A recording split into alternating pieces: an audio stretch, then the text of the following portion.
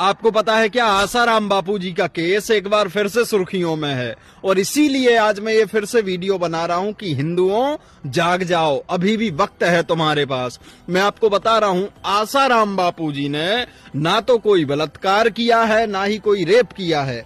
उस समय पे कांग्रेस की सरकार थी और वो ही ऐसे पहले व्यक्ति थे, जो कि मैं ऑलरेडी 50 बार बोल चुका हूं कि वो ही ऐसे पहले व्यक्ति थे जो धर्मांतरण के खिलाफ बोलना शुरू किए थे। ना तो ये बागेश्वर वाले थे, ना ही अनिरुद्धाचार्य थे, ना ही आपके प्रेमानंद बाबा थे, सिर्फ और सिर्फ आसाराम बापू थे। उन्होंने ही बोलना चालू किया था धर्मांतरण के खिलाफ, सो उनको फंसाया गया और अब उनका केस फिर से तेजी पकड़ रहा है। उनके जो समर्थक हैं, जो हमारा हिंदू समाज है, वो अब जाग रहा है। तो इस पर मैं भी वीडियो बना रहा हूं कि जाग जाओ नल्लो, जाग जाओ, नहीं तो कल तक जब तुम जागने की बारी पे आओगे तब तक तुम्हारा गला कट चुका होगा। आ रही है बात समझ में? और इस वीडियो को सभी सनातनियों तक पहुंचाना तुम्हारा पहला कर्तव्य है, चाहे खाना मत खाना, लेकिन वीडियो को शेयर जरूर कर देना। जय मां भगवती। जब आसाराम जी को जेल में डाला गया तब क्या सबके हाथों में मोबाइल था? नहीं था। आसाराम जी ने कितने लोगों का, हिंदुओं की घर वापसी कराई थी। हजारों नहीं, लाखों हिंदू कन्वर्ट हो चुके थे। और जब वापसी कराई तो क्या हुआ? देखो, उन पे आरोप लगे, तो आपको नहीं लगता कि षड्यंत्र के तहत उनको फंसा दिया गया? आज का जमाना होता तो मीडिया, सोशल मीडिया के द्वारा आप उस लड़की से इंटरव्यू करते। उस लड़की की खरोंच किसी ने देखी? आज तक वो लड़की किसी को मिली ही नहीं। साहब, बहुत आसान है आरोप लगा देना। आसाराम जी के जमाने में सोशल मीडिया के ना होने से जो आपको ये मीडिया दिखाती रही, आप उसे सच मानते रहे। ये संत ही हैं जो सनातन की ढाल बनकर खड़े हैं छाती पे। वो आदमी, वो साधु जेल चला गया, किसके लिए? उन्होंने समाज की सेवा की, सनातन का प्रचार किया, घर घर में राम नाम पहुंचाया है आसाराम जी ने।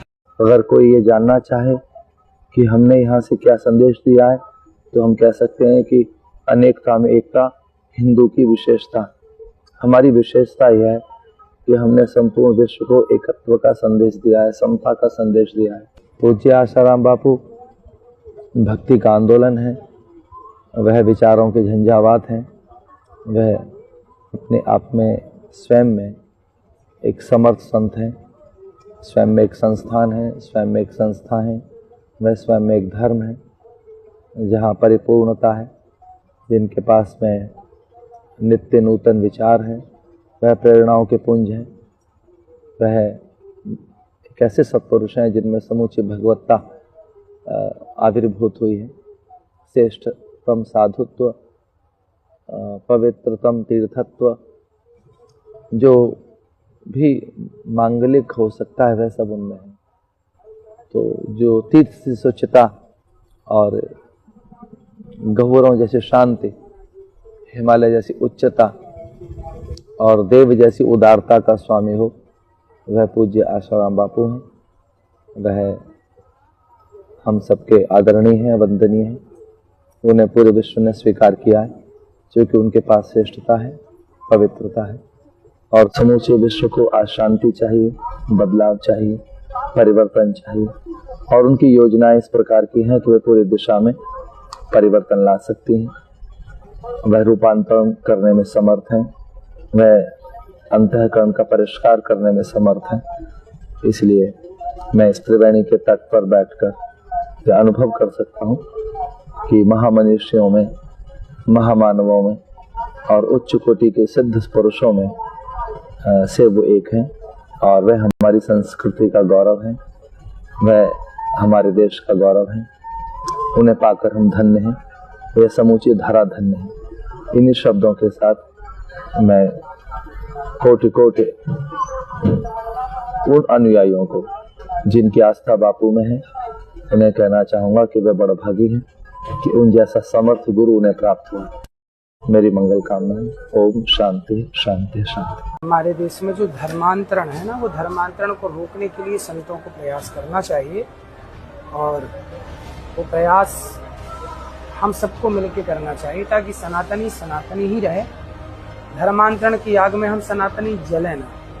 इसके लिए भैया लोग बहुत अच्छा कार्य कर रहे हैं। कहाँ कहाँ आप कार्य कर रहे हैं? ये पूरे देश में उड़ीसा, छत्तीसगढ़, बिहार इस सब में काम कर रहे हैं। संत आसाराम जी बापू ने जो वैलेंटाइन डे का मातृपितृ पूजन दिवस चालू किया, 25 दिसंबर को जो क्रिसमस डे मना बहुत रहे थे, अच्छा उसके किया जगह उन्होंने। तुलसी पूजन, उसके लिए आप क्या समाज बोलना को इन सब चीजों से सीख लेनी चाहिए। संत सदा हित करते हैं और कितने लोगों को परिवर्तन करने वाले लोगों को, धर्मांतरण करने वाले लोगों को वापस लाए हैं और उन्हीं के बताए रास्ते पर ये सब चल रहे हैं। तो संतों का मार्गदर्शन तो श्रेष्ठ है ही। और क्या कार्य चल रहे हैं? और 17,000 बाल संस्कार केंद्र चलाए जा रहे हैं बापू जी की तरफ से, 40 गुरुकुल चल रहे हैं जो है। और हमारी एक ऋषि प्रसाद मैगजीन आती है, ये करीबन चल रही है, 12 लाख इस समय छप रही है जो है। संतों पे, अच्छे लोगों पे ये सब सदियों से अच्छे लोगों पर ही अत्याचार होता आया है। बुरे लोगों पर क्या अत्याचार है?